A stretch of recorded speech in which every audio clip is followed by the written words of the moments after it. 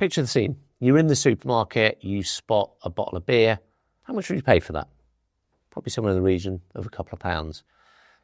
And now picture the scene. You're on a beach, on holiday, the sun's beating down, it's a lovely day, and someone turns up with an ice cold bottle of beer. How much would you pay for that? Because it's the same thing in a different context.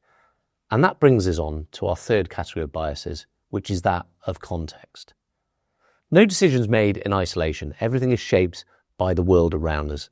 Going back to that beer, you're willing to pay 3-4 times more because of the environment that you're in.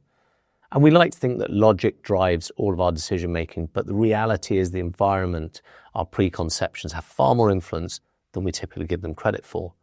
So when we're thinking about the customer experience, we can start to think of biases that are around context, such as framing, salience, primacy, and how they have an overwhelming influence on decision making and on the customer experience. So when you are designing your experience, you need to think a little bit bigger about what sits around the item that you're looking at and that you're talking about as well, because often the context is far more important than the thing that's central.